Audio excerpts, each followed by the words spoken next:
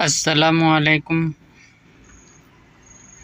ناظرین و سامعین، آج ہم پڑھیں گے غالب کے عہدے سے جڑے شعراء کے بارے میں۔ تو ذوق، غالب اور مومن کے بارے میں ہم پڑھیں گے۔ تو چلیے سب سے پہلے ہم غالب کے بارے میں شروع کرتے ہیں، اور اس سے پہلے تو ہم نے کلاسیکی شعراء کے بارے میں پڑھ چکے ہیں۔ اس کے بعد ہم نے عہد میر کے شعراء کے بارے میں پڑھ چکے ہیں۔ اب ہم عہد غالب کے شعراء کے بارے میں پڑھیں گے اور غالب۔ تو سب سے پہلے یہاں پر غالب کے بارے میں پڑھتے ہیں، ٹھیک ہے۔ تو غالب کا جو عہدہ ہے، زمانہ ہے، اس کے بارے میں ہم جانیں گے۔ پہلے شروع کرتے ہیں۔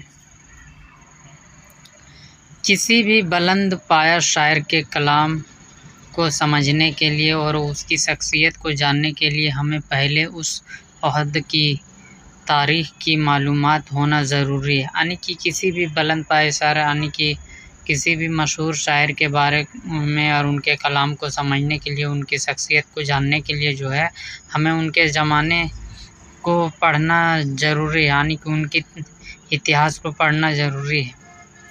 ہر دور سابقہ ادوار سے وابستہ ہوتا ہے۔ ہر دور جو ہے سابقہ ادوار سے جو ہے وابستہ ہوتا ہے۔ جب مغل سلطنت سیاسی اعتبار سے ختم ہو چکی تھی، 1757 کی جنگ پلاسی کے بعد انگریزوں کا تسلط بہت زیادہ بڑھ گیا تھا۔ ذوق، غالب اور مومن کا زمانہ سیاسی اور معاشی حیثیت سے بڑے انتشار کا شکار تھا۔ سب کچھ انگریز گورنر کے ہاتھ میں تھا اور بنگال انگریزوں کے قبضے میں آ گیا تھا۔ یعنی کہ مغل بادشاہ کا جو زمانہ تھا نا، سلطنت تھا، وہ سیاسی اعتبار سے وہ ختم ہو چکی تھی۔ 1757 عیسوی کی جنگ پلاسی کی جنگ کے بعد نا انگریزوں نے پورا قبضہ کر لیا تھا۔ مغل بادشاہ کے جتنے بھی سلطنت کے جو بھی ایریا تھا، اس میں جو ہے انگریز یعنی کہ گھس چکے تھے، اور کلکتہ بھی انگریزوں نے لے لیا تھا، بنگال مغل بادشاہ سے۔ تو سارا کے سارا جو ہے ہندوستان میں پورا تو قبضہ ہی کر لیا انگریزوں نے۔ شمالی ہند پر مراٹھوں کا زور تھا۔ شمالی ہند پر یعنی کہ دہلی طرف جو ہے مراٹھوں کا زور تھا۔ 1805 عیسوی میں لارڈ لیک نے مراٹھوں کو شکست دے کر شاہ عالم کو تخت پر بٹھا دیا۔ یعنی کہ جو ہے 1805 عیسوی میں جو ہے لارڈ لیک نے مراٹھوں کو ہرا کر شاہ عالم کو تخت پر بٹھا دیا، لیکن سلطنت شاہ عالم صرف دلی سے پالم تک ہی محدود تھی۔ سب جگہ انگریزوں کا راج تھا۔ شاہ عالم کے انتقال کے بعد اکبر شاہ ثانی تخت نشین ہوا۔ 1837 عیسوی میں اس کے ختم ہونے کے بعد بہادر شاہ ظفر تخت نشین ہوئے۔ یعنی کہ جو ہے شاہ عالم کو تخت پر بٹھایا گیا انگریزوں نے۔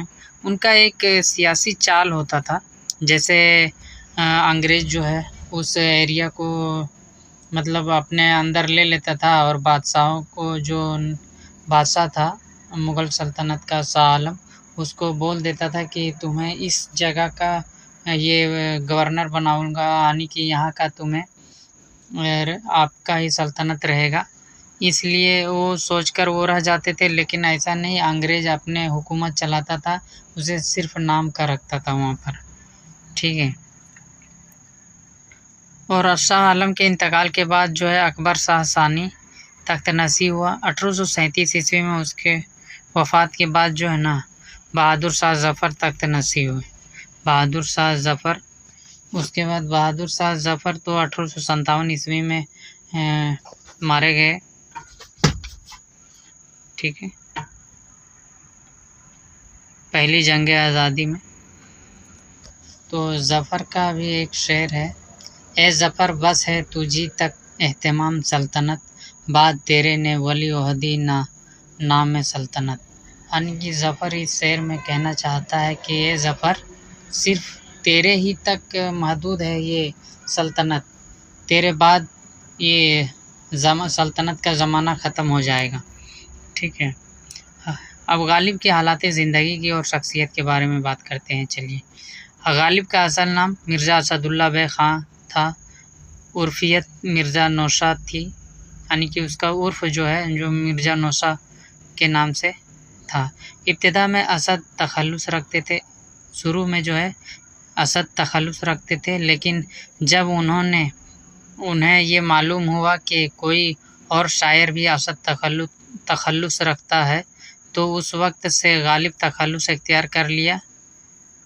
یعنی کہ جو ہے اسد جو ہے غالب کا تخلص شروع میں جو ہے غالب جو ہے اسد تخلص رکھتا تھا، لیکن انہیں غالب کو جب معلوم پڑا کہ اسد نام کا کوئی اور تخلص رکھ چکا ہے کوئی شاعر، تو انہوں نے چھوڑ دیا۔ اس کے بارے میں ہم اس تخلص کے بارے میں آگے ہم پڑھیں گے، کیونکہ اس سے کچھ اچھی جانکاری ہے اس میں، آگے ہم پڑھیں گے۔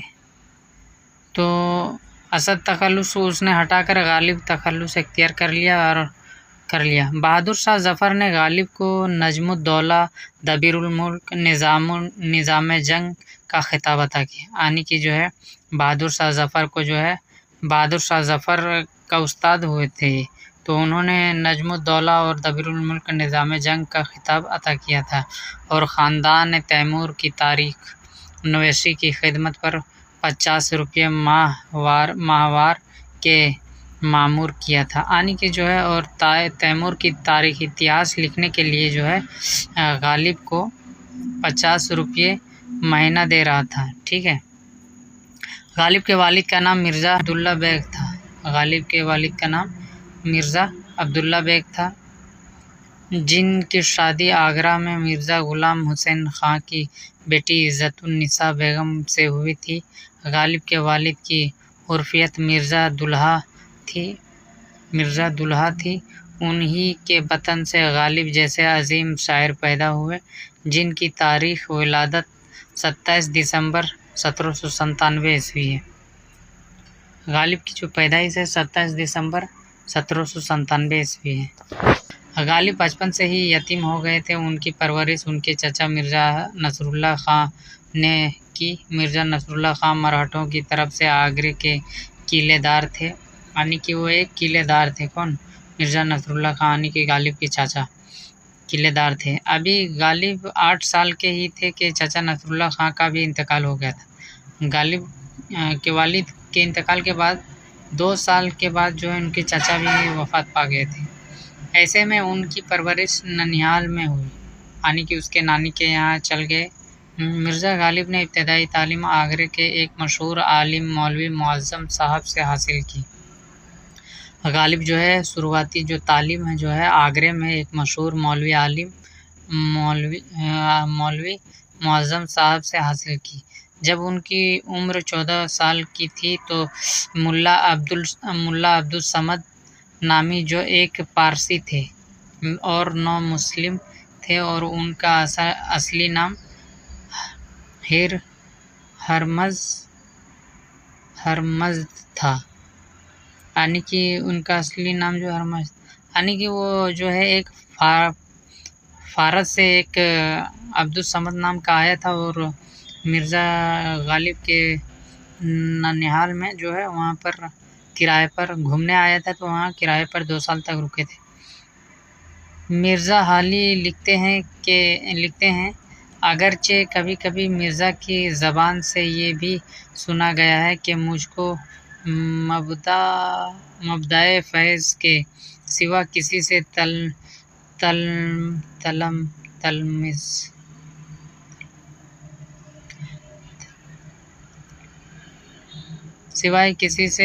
تلمس نہیں تھا۔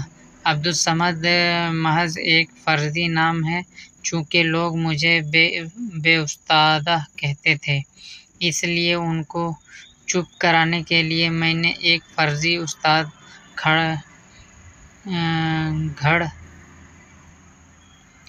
گھڑ لیا تھا، لیکن یہ حقیقت ہے کہ عبدالصمد ایک فارسی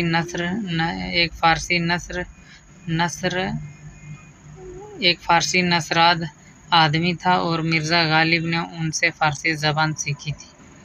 جو ہے عبدالصمد جو ہے فارس کا تو فارسی زبان جانتے تھے، وہ یہاں پر رکے تھے تو ان سے جو ہے 2 سال رکنے کی وجہ سے انہوں نے ان سے ہی فارسی زبانیں سیکھی تھی۔ غالب کی غزل گوئی کے بارے میں پڑھیں گے۔ اردو شاعری میں مرزا غالب کی حیثیت ایک درخشاں ستارے کی سی ہے۔ درخشاں معنی چمکنا، یعنی کہ اردو شاعری میں جو ہے مرزا غالب ایک جو ہے چمکتا ہوا ستارے کی مانند ہے، چمکتا ہوا ستارے کی جیسا ہے، ٹھیک ہے۔ انہوں نے اردو شاعری میں ایک نئی روح پھونک دی، اسے نئے موضوعات بخشے اور اس میں ایک انقلابی لہر دوڑا دی۔ ان کی شاعری میں فلسفیانہ خیالات جا بجا ملتے ہیں۔ غالب ایک مفلسی ذہن کے مالک تھے۔ فلسفی ذہن کے مالک تھے۔ انہوں نے زندگی کو اپنے طور پر سمجھنے کی بھرپور کوشش کی اور ان کے تخیل کی بلندی اور شوخیِ فکر کا راز اس میں ہے کہ وہ انسانی زندگی کے نشیب و فراز کو شدت سے محسوس کرتے ہیں۔ غالب انسانی زندگی کے مختلف پہلوؤں کا گہرا شعور رکھتے ہیں، اس کے بنیادی معلومات و مسائل پر غور و فکر کرتے ہیں، اس کی انگنت گتھیوں کو سلجھا دیتے ہیں، انسان کو اس کی عظمت کا احساس دلاتے ہیں، اس